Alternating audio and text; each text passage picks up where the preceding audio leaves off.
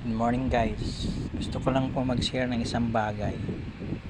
Kung kayo po ay may ATM or passbook, kindly check po yung bangko nyo. Baka po mangyari sa inyo yung nangyari sa amin.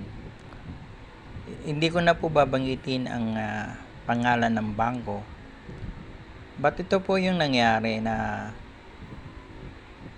nang i-check ko po sa online ng aming account ay unti-unti po nababawasan ang aming maintaining balance. Sa checking account po, ang maintaining balance namin ay 5,000. Tapos po dun sa ATM ay 2,000. So nangyari po, kinakain na pala yung aming maintaining balance. Hindi ko alam kung bakit. Nagpunta ngayon ako sa bangko. Yun nga, ang sabi nila, meron silang memorandum na as of this date, dodoblehin nila yung maintaining balance. Which is, wala naman kami natatanggap na notification. O hindi naman kami na-notify or na-text man lang na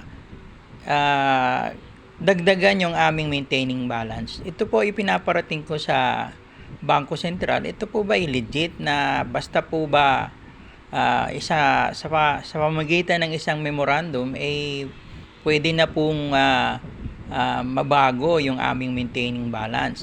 Kawawa naman po yung mga depositor kasi po bigla na lang pong hindi nila na alam, gaya ng nangyari sa amin, nababawasan pala yung aming maintaining balance na wala naman kaming kaalam-alam. Buti na lang po ay naagapan namin.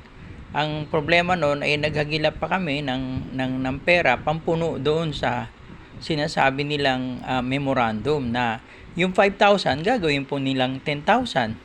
Yun naman pong sa ATM na 2,000 ay gagawin naman nilang 5,000.